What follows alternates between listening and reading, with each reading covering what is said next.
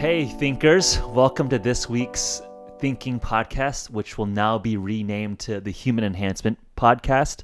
After our NutriBox rebranding to Human, we might as well update the podcast name as well and really take advantage of our HVMN cool spelling and brand. I'm really excited to introduce our guest this week, Dr. Cameron Sepah.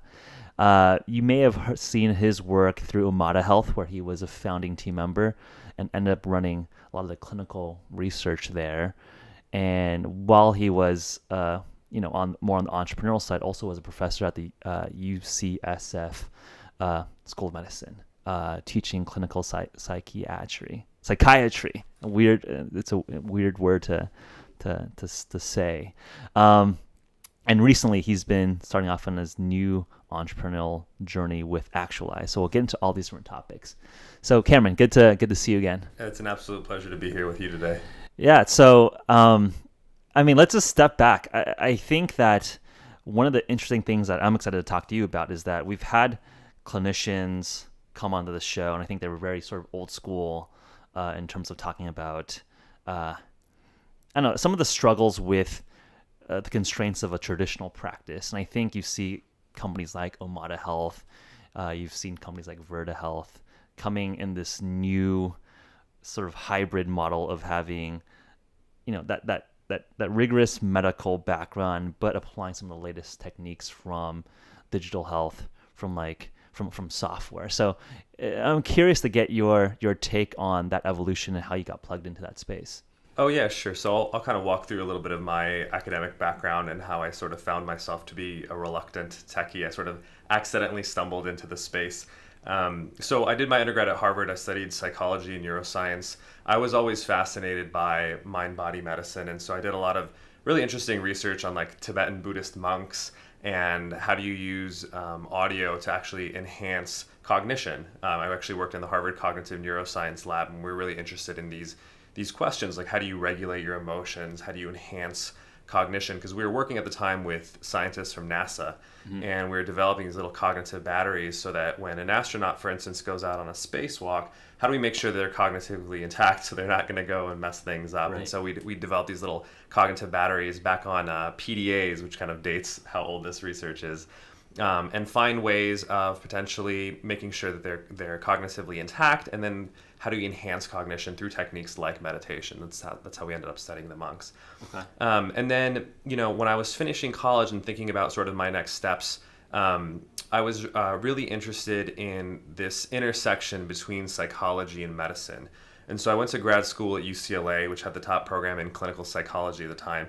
And I ended up studying this really interesting niche field called psychoneuroimmunology, which is really just kind of a big word that really describes how do emotions influence immune system function. Because if you talk back to psychologists and immunologists in the 80s, they've never talked to one another, because immunologists believe that the immune system was something that was kind of this black box and emotions don't influence it at all. Right. Now, anecdotally, people know that when they're stressed, they're more likely to get a cold. And there was a bunch of research that was emerging that was showing this. And this guy named Norman Cousins came along, and he had an immune condition. I believe it was rheumatoid arthritis. And he found that, for instance, when he watched like comedy shows, for a few hours his pain would go away.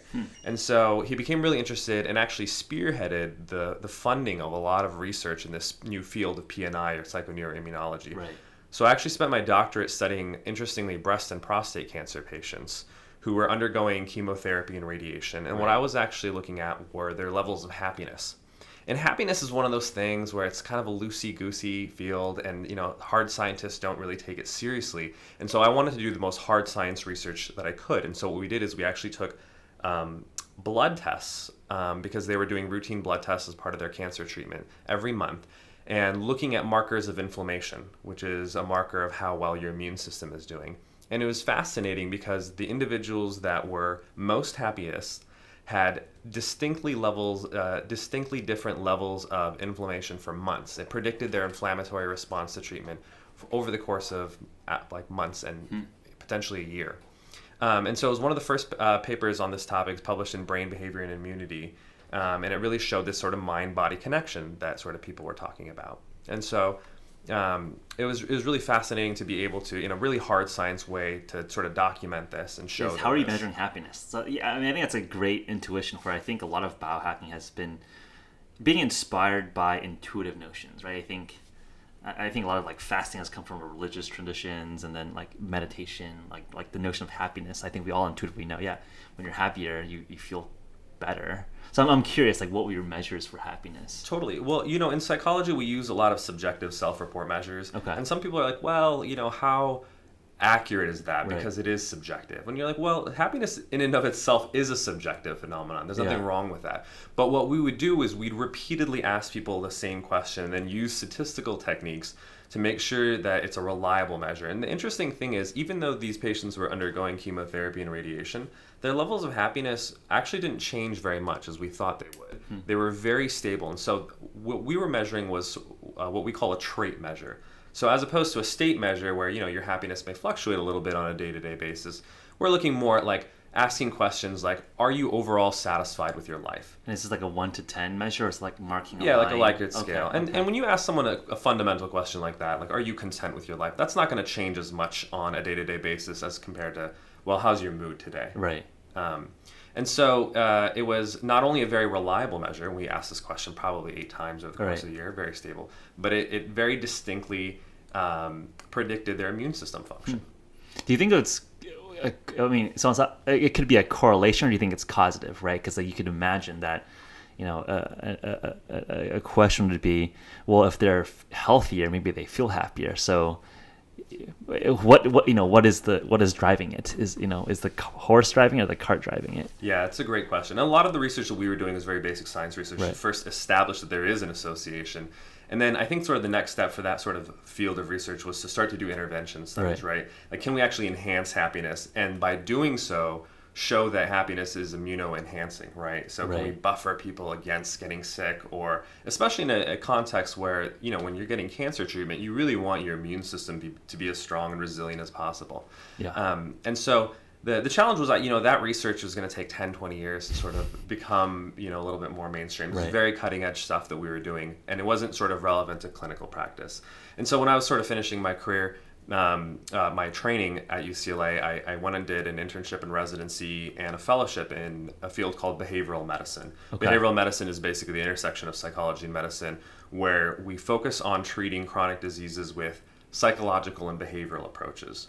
So I was doing a lot of work in obesity, a lot of work in diabetes. Interesting. And, these are seen as metabolic diseases, and they are to some extent. But if you really think about it from an etiological perspective, meaning what's the root cause of it, if you look at the rates of obesity and diabetes over the last few decades, they've skyrocketed way more than our genetics would predict, right? So 37% of adult Americans have prediabetes, 12% have diabetes or undiagnosed type 2 diabetes.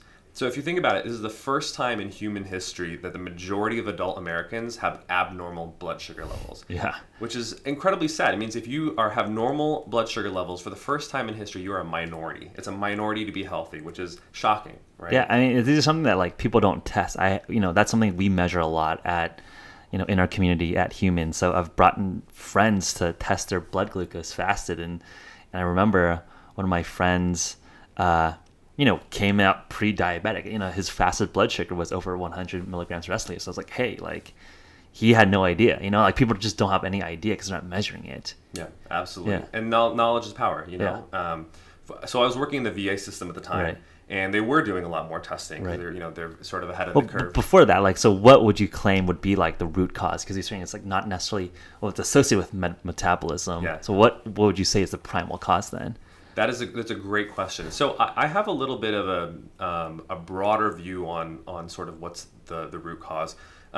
One, I actually think of sort of obesity and diabetes as actually a condition of addiction. And this is sort of a psychological perspective. And this comes from also, at Omada Health, the last company that I was involved in starting, we treated 100,000 patients and helped them lose 1 million pounds. Spent a lot of time both directly working with these individuals and looking at their data. Yeah. And so at a high level, what is Omada Health again? Oh yeah, so just to give a little bit of background. So Omada Health is an enterprise health company here located in San Francisco.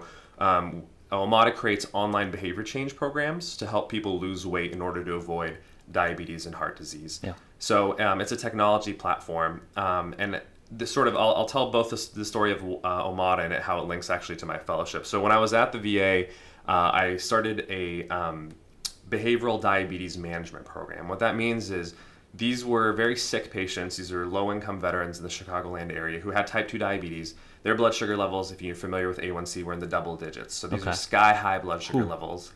So like normal range is like under what, 6.2 or something, right? Yeah, 6.5 you're considered to have diabetes. Right. And these people were like at 10. The endocrinologists had given up on these folks. You know, they keep telling them take their meds, and they're not taking their meds. And so they'd send them to me and say, hey, fix these people. And what you realize, though, when working with these people is a lot of people had untreated psychological conditions or environmental problems that were getting in the way of taking care of their treatment. Like most of my patients actually had depression and were untreated. And so why would they care about taking their medications if they are questioning sort of their reason to live, right? And so we'd make sure that their mental health needs are taken care of. And we sort of do this intensive group therapy for them to start to get their lives together. And so I was a clinician running this program. I was also doing research on the treatment outcomes. And I found that most of my patients in going through this program, their blood sugar levels would drop about 20 points. Which is very effective for people who are very resistant. I already had patients, for instance, who had amputations already. They were that far along the diabetes spectrum. Okay. And when I'd ask them, what's your motivation for being in the group? I'll never forget when a patient of mine said, it's to not lose the other leg. And it's very heartbreaking for me because I was like, wow, I wish I worked with you 5-10 years ago so that you wouldn't sort of be at this place. And I wish you had both of your legs, you know? And that sort of sparked my interest in, well, obviously this treatment's effective. How can we make it a little bit more preventative to start treating these people, you know, earlier down the line before they sort of get sick? So that was one part of it. The other part of it was I had another patient who came to me after group one day and he said, hey doc, I can't come back to treatment anymore. And I said, why not? You know, he was doing really well, was seen as sort of a leader in the group. And he said, it's not my turn to have the car. And I said, wait, what do you mean? And he's like, well, I share my car with 5 family members and I can't take it every week. And that was sort of this amazing, heartbreaking moment for me when I was like, well, this is not a psychological problem. It's not a medical problem. This is literally a socioeconomic problem, right? And I can't treat that as a doctor. Right. And so at the same time, the VA was actually being very progressive in using technology. So we were giving these digital blood pressure devices, sending people home with them, and whenever their blood pressure got too high, a nurse would call them. And we were doing telemedicine. So I was seeing patients through remote satellite clinics so they wouldn't have to drive to the VA. And so that was sort of my aha moment. And I was saying, why am I spending so much time trying to drag my patients to come to the hospital every single week, which is unrealistic, right? Whether you're low income and you don't have a car, or even if you're a busy working professional like you and me, I don't have time to take, you know, an hour off of work every week. And so at that time, I ran across what Omada was doing. So it was a very small, you know, company. The founders had just come out of Rock Health. And I called them up and I said, you guys are doing exactly what I'm doing, but you're doing it online. And this is the only way you're going to bring this to millions of people. Right.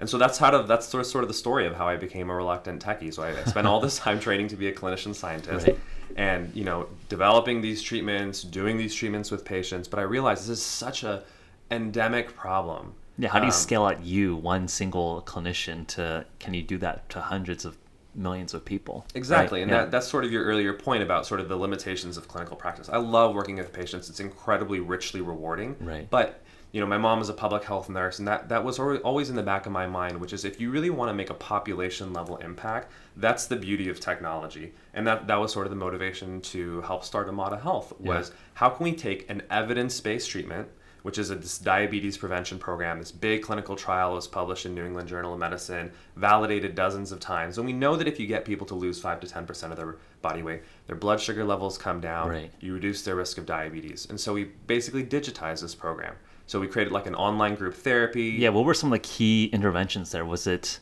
because I know that, you know, a lot of the recent vogue in trend topics is ketogenic diets, but it seemed like that wasn't necessarily like a key part of it, or was it? That's a great question. So the DPP, or the Diabetes Prevention Program, it was originally developed in the 1990s. Okay. And then the trial was published in 2002. And it's interesting because that's how slow sort of science moves. You had this $10 million from NIH and CDC to run these huge studies. Right. And at the time, you know, it was sort of a low-fat diet. They actually instructed, believe it or not, people to count their fat grams and cut it down to a certain level. Right.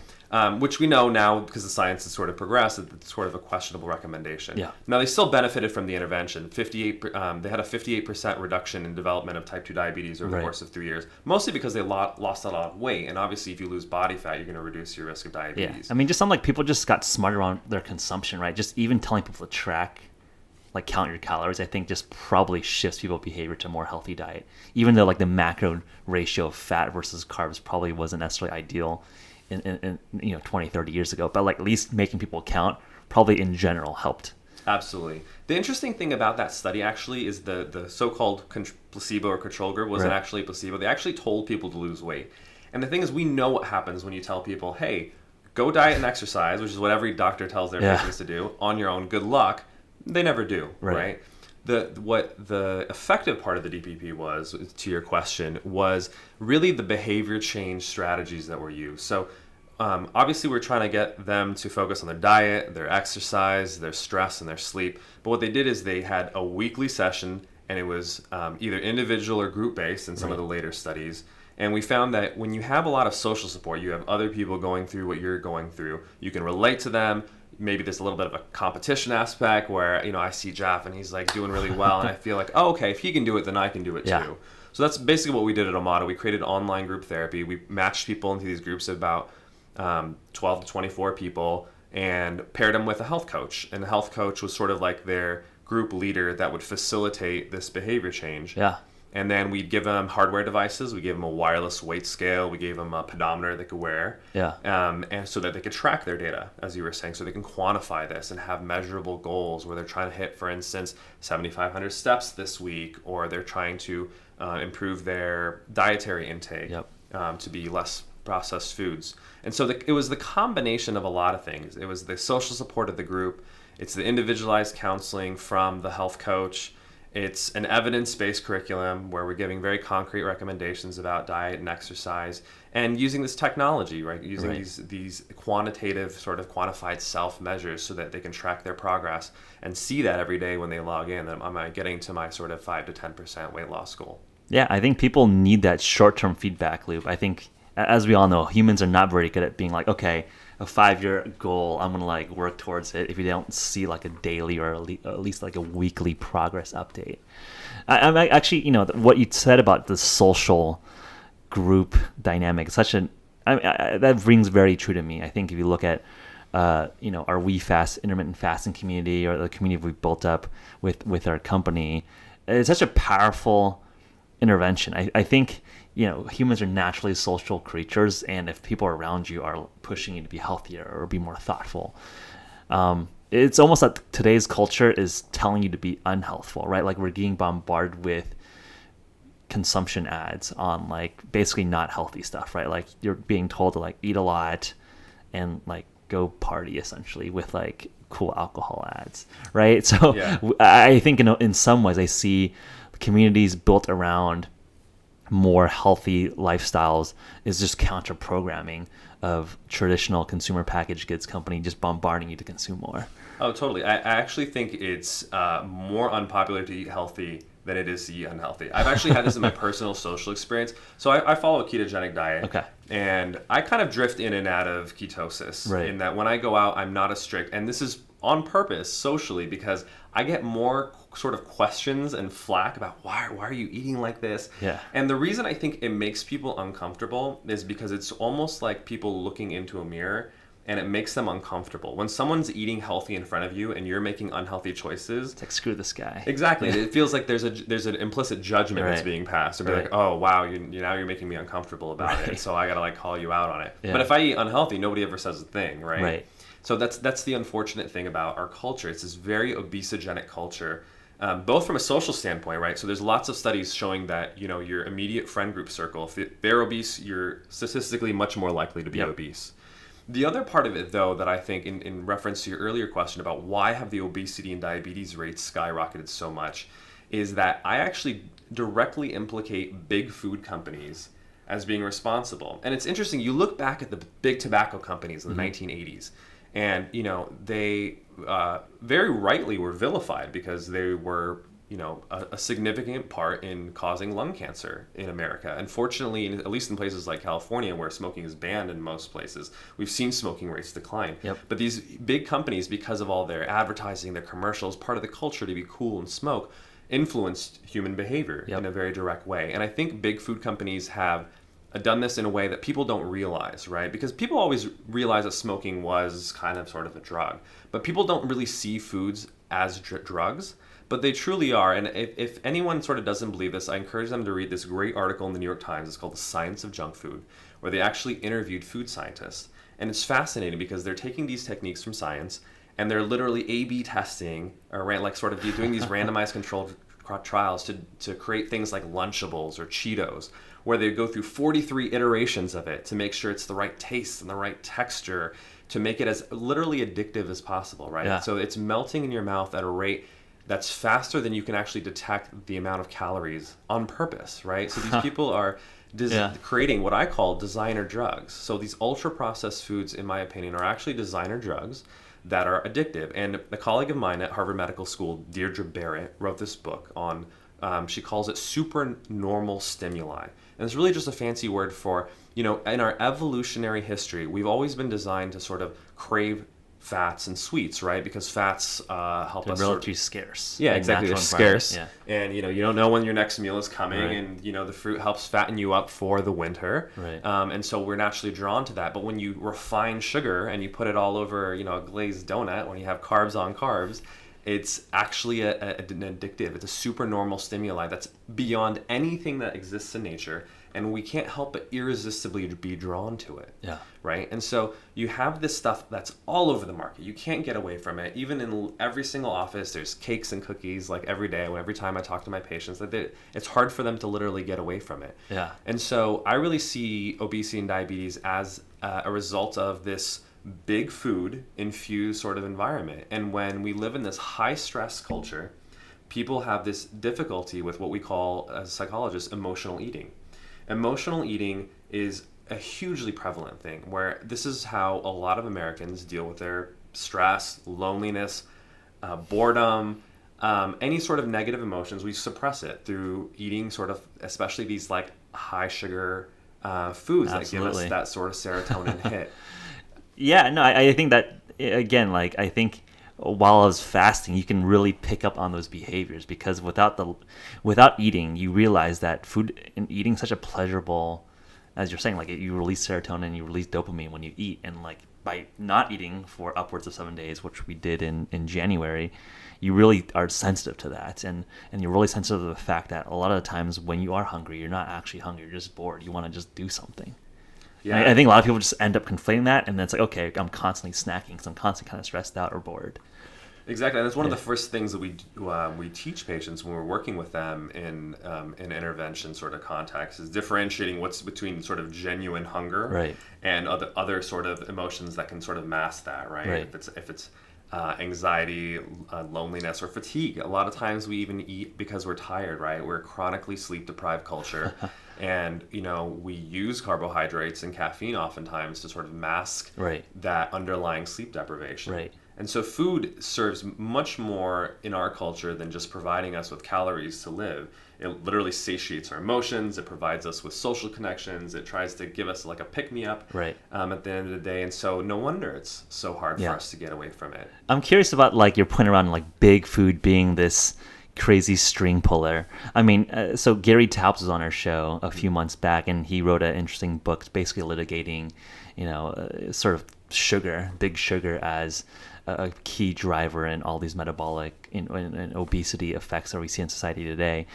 And it's interesting because I think on one hand, it seems overly conspiracy theory to imagine that there's a group of folks that's sort of plotting with food, with medicine, and all these systems of regulation with FDA, pushing carb heavy diets.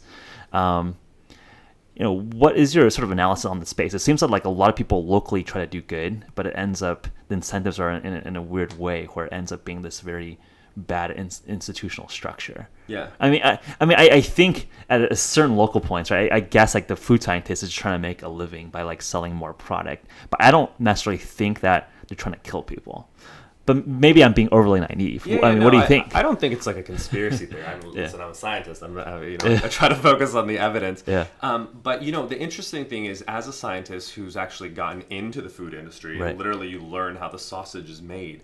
You realize that there's two big drivers when people are sort of producing products, and the two big drivers are taste and cost. Right, that's sort of what they're trying to optimize for, right? Because there's such a concern that if you produce a product, it has to obviously taste good, right? Because otherwise it won't sell. Yeah. And you're trying to maximize your margins in terms of making a profit. And so you're using oftentimes the cheapest ingredients that you can. And it's interesting when you get into the business. I was talking to actually like someone in the food industry, and their recommendation was, hey, if you're producing something for $1, be ready for it to sell at $4 if you're going to try to sell it at Whole Foods, because you got to pay the manufacturer to make it, you got to pay the distributor to distribute it, broker, distributor, retail Exactly. markup. Yeah, it's like 100% each time. So what you make in your the healthy food you make in your kitchen, if you're trying to commercialize that, it's often not economically viable. And so I think sometimes even good people end up sort of in a very Machiavellian way, part of this food system, end up sort of cutting corners, using cheaper ingredients, or making sure that it's just, okay, we're going to optimize for taste instead of health. So that's the interesting that I sort of thesis that I've sort of developed in working over the years, is that I actually think processed food is a technology, and it's a technology that's won as a technology. And a colleague, Dariush Mozaffarian, who's the Dean of Nutrition at Tufts, former advisor to Omada Health, actually published a study that showed that the standard American diet, or what I call SAD, because it truly is SAD, is 70% processed or ultra-processed food. 70%. So we're only eating 30% whole foods. Okay. And the funny thing is, if you look at sort of dietary intervention, what's the recommendation that most clinicians make, which is, hey, go back to eating whole foods. Right. Go back to eating 100% whole foods. The Right. Michael Pollan philosophy, right? Eat real food, not a lot, mostly plants. And it's totally accurate and completely unrealistic, in my opinion. Because I think it's a technology, processed food, that's released out into the wild, and we're never going to let that cat go back in the bag. And the reason is that technology is cheaper, it's tastier, and most importantly, it's more convenient. Even when these microwaved foods, ready-made foods came out in the 50s, and we had sort of housewives that had more time to cook foods at home, they still did really well in the market because people are tired, people are overwhelmed, they want faster, easier solutions. And it's a completely unrealistic notion that the majority of modern Americans We're going to spend 3 hours in the kitchen every day, like cooking some nice like chicken stew or something. Exactly. Yeah. So I actually, on this topic, have a blog post coming out this week, and it's a kind of a controversial sort of radical manifesto, and it's the cure for obesity and diabetes is processed food. Smarter processed food. Exactly, smarter processed food. Yeah. Because instead of trying to optimize for taste and trying to make it as addictive as possible or as cheap as possible, processed food isn't intrinsically actually unhealthy. It depends on what the processing is and what the intention behind it is, right? So butter is a processed food, right? Like people can churn butter. Yogurt is a processed food. We're adding bacteria to sort of ferment milk. And these are obviously healthy. These are sort of like minimally processed foods. Right. And in fact, enhance sometimes the food. There's studies that show that, for instance, fermented dairy, as opposed to sort of standard dairy, is associated with even greater diabetes risk reduction. Okay. And so and this is sort of my thesis and sort of the impetus for me to start this new company, Actualize. If you actually create healthy processed food that's optimized for nutritional benefit, for health, you get sort of the best of both worlds. You get things that are cost effective, that are convenient, because the reality is like half of Americans either don't eat breakfast or they're grabbing it and eating it on the go. Right. And so coming back and like telling people, okay, come back and make an omelet every day before you go to work is not realistic, unfortunately, for most people who work 9 to 5 jobs. And so the idea for this product was, can you create sort of a low carb, high fat, which is in line with a ketogenic diet, meal replacement for people, so that if they don't have time to have breakfast, they can sort of have something that's on the go that only has 2 grams of net carbs and is going to be a healthy choice. Yeah, let's take a look. So I think, like, especially for all the audience in Silicon Valley, so we've seen, like the growth of Soylent, and I think you see other smaller companies like Ample start making, I think, sort of the same initial goals, right? Like, I think a healthier, more convenient food. So what is the killer feature here? The big difference is looking out in the market, it's the world's first nutritionally complete ketogenic meal replacement. So the other stuff that's on the market is very high in carbohydrates, right? So if you look at most of the meal replacements on the market, they're full of starches and sugars that I would never recommend to a patient if they care about their blood sugar levels, if they care about losing weight or losing body fat, and certainly anyone who's concerned about their metabolic health. So this was specifically formulated to minimize the amount of carbohydrates. That's why it's only 2 net grams per serving. And I think, just to give folks context, that's very good. And I think, Rob Reinhardt from Soylent, I've asked him about, people have asked him about ketogenic Soylent for a long time, and his answer was always that to get it to that kind of macro, like, something of this macro ratio, you needed to put a ton of oil into it. So it's like not very good. So what was, how'd you get the macro ratio in such a way where it wasn't just like drinking oil? Yeah, a lot of experimentation is the answer to that. Well, part of it was actually taking inspiration from nature. The funny thing is, when sort of Soylent came out, and it was obviously sort of a controversial thing to sort of say, hey, you can live off powdered food and replace real food. It was a great marketing strategy for them, and I give them credit for that. Yeah. Obviously, sort of not realistic for the majority. Majority of people aren't living off powder, and I would never recommend that. Obviously, if you can eat whole, unprocessed food, absolutely you should try to maximize that whenever you can. Right. And for every other time when you don't have the time, you don't have the energy, you don't have the means to eat healthy, you should try to find a healthier option, including this or anything else that sort of fits that sort of thesis. So how we made it work is there's a lot of sort of experimentation that went into place. And if you think about it, the people sort of have this visceral reaction to like powdered food is not real food. Yeah. But if you think about it, every single human being has basically in the first year of their life lived off of a meal replacement, which is your mother's breast milk. Right? So even if you either had your mother's breast milk or you had a powdered formula, sure. If your mom was working and didn't have the opportunity to provide that to you, and it was nutritionally complete, and literally every single human being has lived off of it, right? Yep. So nature in all of its glory has sort of found the right sort of ratios to do that. Now breast milk in particular is high in lactose because babies are growing and they don't care about putting on weight. They're trying to put on weight in particular. But the major fat in milk is obviously cream, and so we're using cream as the fat source, and also coconut oil.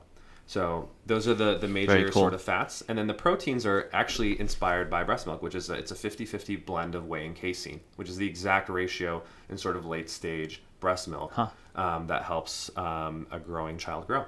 And so that was sort of the original design from it. And then, the rest of it is sort of inspired by, nutritional science and making sure that it's nutritionally complete. So it has all the vitamins, all of the minerals, all of the electrolytes that you theoretically could subsist on it. And that's why we say on the package, like you can replace any meal, don't replace every meal.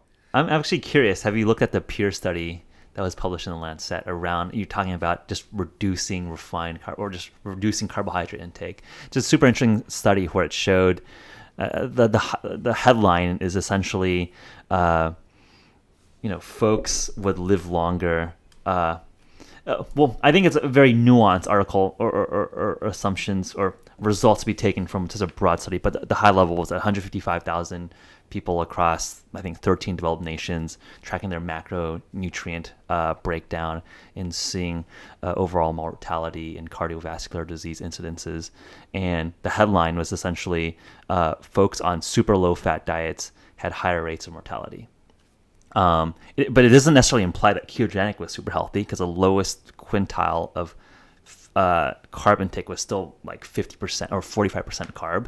Yeah. So it was like 45% carb to like 75% carb.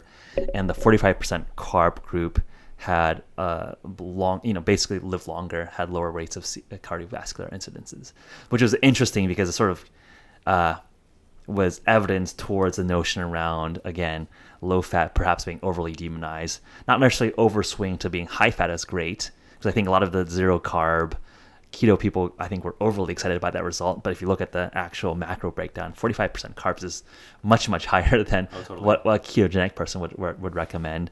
But I think, these studies are showing that simple notions of macronutrient recommendations, it's just not that simple. Yeah.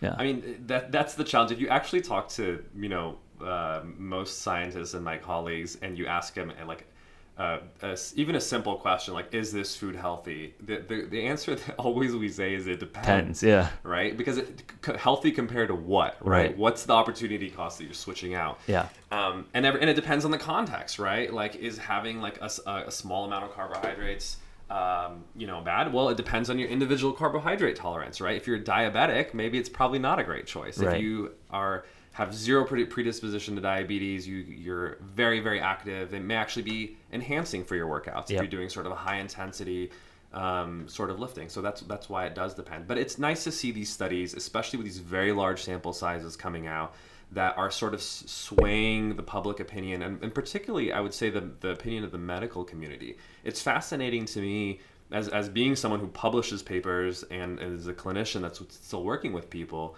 I talk to colleagues who worked in managed care organizations, and they're still recommending like stuff from 20 years ago. Yep. And it's only with a lot of times these very large studies that get newsworthy results, right? It has to be published in New England Journal, Lancet, for a lot of, unfortunately, doctors to pay attention to them. Yep. But it slowly is, I think, swaying the opinion and the guidelines that they're recommending as an organization to their patients, and saying, okay, well, maybe a quarter of your plate doesn't need to be whole grains. You know what I mean? Because that's like the standard, recommendation. That's the, USDA that, we've been fighting against. Yep. I'm saying, well, not necessarily anything wrong with that, but like, it's not mandated. You don't have to eat a quarter grains. It's kind of a ridiculous notion, right? I mean, for the aspiring medical professionals out there, I think you've mentioned it a few times, but it's an interesting spot you're in, where you're a practicing clinician and an academic. So how, and it's a relatively rare position to be in, I would say, where most people are just practicing doctors or in academia. How are you able to navigate sort of the best of both worlds in your career? I know that, oftentimes, you would need, I'm actually curious to actually dive into it. So you're a PhD, but you also did like, a clinical fellowship, but you don't have an MD. What are all the different nomenclatures and qualifications in this realm? Yeah, it's a confusing result of our academic system. So I'm a clinical psychologist, but I actually am a professor of psychiatry. And the difference between psychologist and psychiatrist is subtle, in that psychologists mostly focus on psychotherapy. Psychiatrists focus mostly on psychopharmacology or medication management. Okay. So when I train psychiatry residents at UCSF, I'm focusing on training them in psychotherapy or evidence-based therapies, because they get that to sort of round out their training. They go to medical school. We do something that's actually structured more like an MD PhD program, in that half of my training was on doing research. So half of my colleagues are scientists.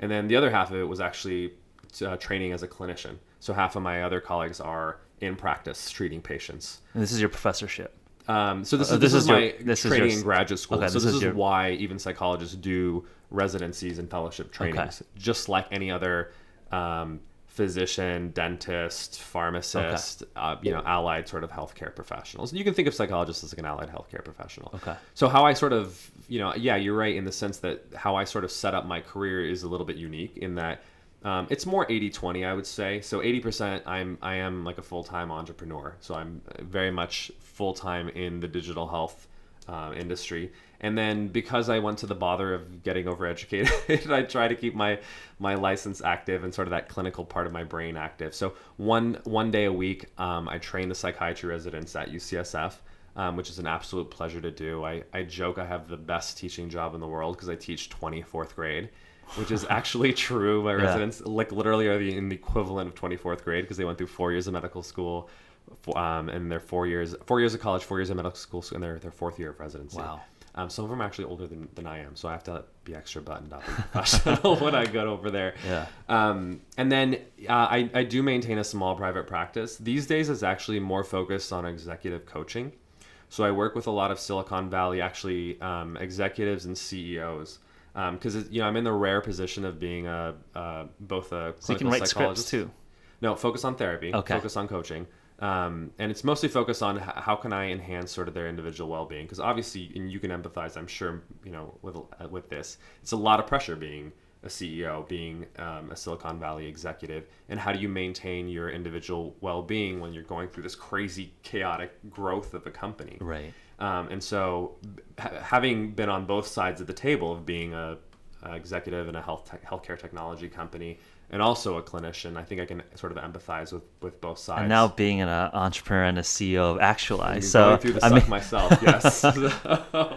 You filled a lot of different shoes. I mean, how would you, do the pros and cons of each? I mean, it sounds like obviously you're making a decision to go in this direction for a reason. Sure. Yeah.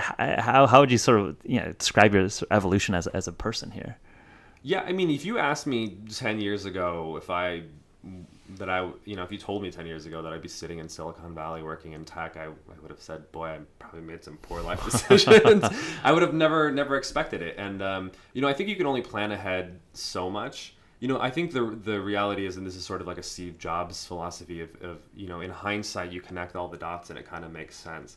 In that I always sort of pursued things that captured my intellectual curiosity. And that even when I was back in college, I was fascinated, as I said, with mind-body medicine. And I'm still kind of doing that. Yeah. Maybe not in the way that I thought I would be doing, but it kind of makes sense. Even when I was in college at Harvard, I paid for a lot of my tuition because I was really into mountain climbing, and I had a mountain climbing apparel company, and I would sell stuff online because I was buying mountain climbing clothes, and I'd sell to people all over the world to just pay for my books and my tuition. And I never thought about that because I was like, oh, I want to be an entrepreneur. I did it because I loved climbing and I needed to pay my tuition, and it just kind of came a natural outgrowth of that. Yeah. So kind of connecting the dots, seeing sort of the stuff I was doing in college and the stuff I'm doing now, it's like, well, yeah, maybe that was sort of a natural predisposition or of interest that I had, and it sort of manifested in a certain way. So I would say half of it was logical in the sense that I sort of carefully thought about opportunities, and when I was blessed to be in the right place at the right time and find dumb luck, and finding great companies like Omada that have grown to 300 people, raised 127 million, sort of the leading digital health company in the space. Fortunate, in that some of this happened through serendipity.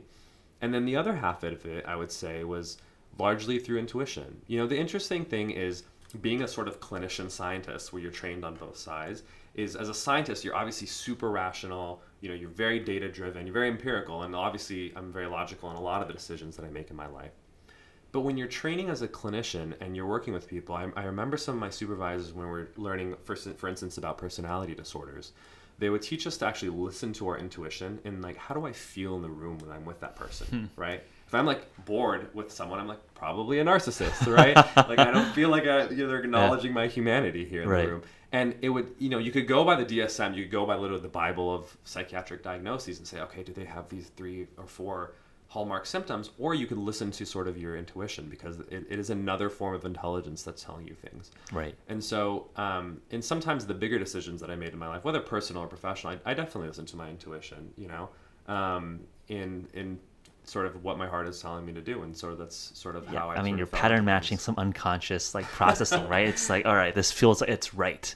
And I think that's what my sense of intuition is. It is basically like your subconscious sort of surfacing up like these small patterns. It's like, okay, kind of like this feels like the right thing to do. Absolutely, and I feel very fortunate to be where I am, and so lucky to be able to work with great people and make an impact. Yeah, so where does this go? So like obviously this is like a new product launch. It sounds like it's a pretty recent. I know the last time we were chatting, it was this week. You get the benefit of being the first to announce it. Yeah. Cool. Then all right, we're scooping the launch of Actualize keto meals. Awesome. So where does this go from here? So obviously we're gonna get a bunch of people that start trying using them, getting healthier. Where does this evolve? Yeah, so this is sort of the first, the first of hopefully many products, and just talk a little bit about the greater vision and mission of the company. I really see it as actually more of a thought leadership platform around mind and body health, right, which is like my original interest. In that, the fascinating thing about sort of technology and social media is there's so many of these influencers that are popping up. And it's kind of this wild west of snake oil. It's coming from a clinician's perspective. Yeah. Sometimes there's really great content out there, and there's some really questionable stuff out there, right? Like every time I see like these posts out there, I'm not going to name names, but when people are like, oh, gain 34 pounds of muscle in like 1 month, or that it's just not physiologically possible. It's just not. Like you talk to anyone who's just an expert in physiology or sports, like it's just not possible. It's misleading. And so it really heightened my awareness that there's obviously a huge consumer demand for health information, right? People want to know how to be healthier. They want to know, evidence-based, like what's the real way that I can have a better diet? Like what should I be eating? How should I be exercising? How can I be more happy and fulfilled as a human being? And so the demand is really there, but there's also a need for it to come from a place of, genuineness, not hype, no bullshit, no gimmicks, and to actually like a thoughtful practitioner, right? Like you actually have actual experience treating people. Exactly, right. And so that's sort of the greater vision for the company. So I've been blogging. I put out a blog post, every month, and I've been doing that even before I launched the company. It was just honestly as an exercise and fun, and also because I was doing a lot of like organizational psychology work. Right. So I was advising a lot of companies and building their company culture. And that was sort of the fascinating thing. You have these great Silicon Valley companies, and unfortunately, there's examples like Uber in the press of sort of company cultures going wrong. And so I was applying sort of a clinical lens of like, why do we see this bad behavior and how do we remedy it, right? And I think you actually can through behaviorism, right? There's, every sort of behavior responds to rewards and punishments, and there's organizational ways through performance management and other things to control that. So I wrote a couple articles on this. They got an amazing amount of very fortunate readership. Like one of my articles got like 1 million views on sort of company culture. And so it kind of heightened my interest in putting out content around mind and body health and educating, people about the various things that they can do to actualize or realize sort of the potential to, maximize their mind and body health, and then come out with sort of what I call science-based products that are, genuinely researched, have a strong degree of confidence that they're going to be effective. Absolutely. I mean, I think that resonates a lot with how we think about building out the community at Human as well, where, yes, like healthcare today is clearly broken, right? It's 6% of GDP on healthcare. No one's really happy with it. People are searching for advice and lifestyle changes. And I think I had some of the similar realization where just like some BS people just saying some kind of dumb stuff, and it's like, wow, people are listening to this.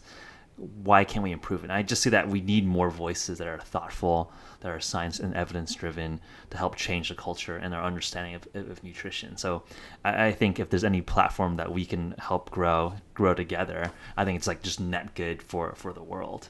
Oh yeah, so, totally. Absolutely. I mean, it's just like I think it's really just like us slowly moving society in a more positive direction around our own biology. Absolutely. And, I love what you guys are doing. I think it's so interesting when you take examples of things like tea where, it's a natural plant-based product that has, caffeine and theanine. And you talk to most people, they have no idea what theanine is. So if you don't know what theanine is a chemical compound that's naturally occurring in tea. And it helps sort of counterbalance the stimulant effects of caffeine, which is why most people know like coffee is a lot more jittery than tea. And the reason for that, a large reason for that, is because theanine occurs in tea and it helps counterbalance that. And so it's nice that when you take products that are sort of inspired by nature, that are influenced by the science, that show there's actually a lot of good research papers showing that sort of theanine has an anxiolytic or sort of anti-anxiety effect, right? Yep. And you sort of formulate that and put out products into the world where people can benefit from that. I think the world sort of gets a net positive from that. And you're educating people about, these supplements and these naturally occurring products that they might have never heard of. They might have taken, because a lot of people have taken tea, but they don't know that it can help sort of smooth out, especially if they're a habitual caffeine user, that experience for them. So I definitely agree with you. The world needs sort of more exposure to, this cornucopia of food, nutrition, supplements that are out there, especially if they're really informed by the science. Yeah, and hopefully just do it in a way that's informed by data. Absolutely. right? I think it's like there's people that can make claims all the time, and it's just like, okay, can we build communities that really elevate transparency and data beyond just straight marketing dollars? And I think that will be what the industry looks like in the future, where I think your General Mills of the world essentially are marketing machines built on top of technology, foods, processed foods, on science that are 50, 100 years old. Yeah. Right. And I think that, my intuition is that these companies, these industries will look more and more like tech, where there will be a lot more R&D, and the results from their research would be the best use of marketing rather than just like ads showing like a cartoon tiger dancing around. Yeah, hopefully. That's my hope, at least. I mean, I think that's the intuition. I think that will be sort of the broad macro trend that drives a lot of these shifts in how the economic structures, organize the current players in the space. Yeah. The unfortunate thing is we live in this area of social media that's sort of so influenced by this sort of BuzzFeed-like approach, where just capturing people's attention through clickbait, it works, right? And these are actually like psychological techniques, right? Yep. So like, if you look back in like the 1900s, some of the early behaviorists got into advertising, and they'd apply these sort of social psychology techniques to sort of capturing attention. A little bit in an excessive way, right. But I think it can sort of be, applied for good in that I think there really is a hunger out there by consumers for genuineness in companies, right? So as opposed to like the giant sort of big food companies that are sending the dancing tigers and giving you the whole song and dance, I think, you're seeing these smaller companies that are sort of influencer driven, that are genuine, they're mission driven companies. And that's sort of how I sort of differentiate, both myself and sort of the work that I do, is that I'm a very values driven person, right? Literally the therapy that I teach at UCSF is ACT. It's called Acceptance and Commitment Therapy. It's a values based therapy. And Actualize is a values-based company. Literally on our website, you can check it out at goactualize.com. There's a section there that says values, and it's the 10 values of our company. And one of the values that we actually espouse is that you are the guru. Like I as part of like doing this company, I don't want to be a guru, right? Because I think the guru model is very sort of broken, and if sort of abused, is sort of harmful, right? Sure. And that people obviously will always have a need to have experts that can sort of distill science and make it fun and interesting and communicate. Give some that frameworks in how English. People think about it and navigate. Sure. Exactly, right? Yeah. But in the end, and this is what I tell all my patients when we're going through therapy, is that I know I'm successful in working with you when you no longer need me. My job is not to foster dependency, right? It's to make people their own therapists, right? And I think that's true for companies as well, in that what you want to do is you want to put out thoughtful content. You want to put out evidence-based products that obviously enhance people's lives, but in the end, people are responsible for their own health, and hopefully they'll take the parts that are effective for them. Maybe it's this product, maybe it's not, maybe it's this thought leadership piece, and maybe it's the philosophy they got from somewhere else, and they're going to take what's useful, they're going to discard the rest, and they're going to use that in their own way, in a data-driven way, right? By testing it and seeing what works for them, and find what works for them. Because there really is no one size-fits-all solution for anyone. And anyone who's telling you that is, probably drinking their own Kool-Aid.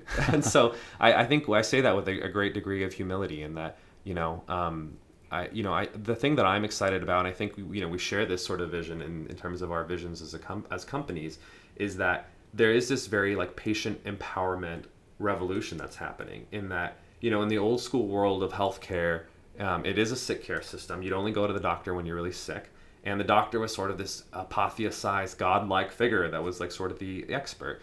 And it's not the way that I approach it. I see it as like, if I'm working with someone, we're on equal playing fields. Obviously I have expertise in some area that I can help and provide sort of an objective third party opinion, but we're sort of co-pilots. We're sort of navigating this. And I think companies that treat their customers in the same way are going to, in my opinion, be the most successful in the long term, which is we're providing platforms, we're providing products for people to enhance their own health and be empowered and responsible for their own health. Because that's honestly like what self-actualization is. Well said. Well said. There's nothing really more to add to that. Where can people follow and find and follow your progress here? So goactualize.com. You're on Twitter, Cameron Sepah. Yep. And Where else? Our company's on all the social media at Go Actualize. So Facebook, Instagram, Twitter, a Medium, LinkedIn, you name it, it's out there. It's all Go Actualize. So goactualize.com and Go Actualize on all the social media. So check us out, like us, try our products, give us feedback. We can always be better. I have a great humility about, constantly iterating and trying to continually be better, both as an individual, both as a company, and the efforts that we're trying to bring to the world. And so we'd love to hear from people. 100%. So cool. We'll definitely check in with you and probably in 3-6 months and see how the business goes and see what the latest stuff you're working on.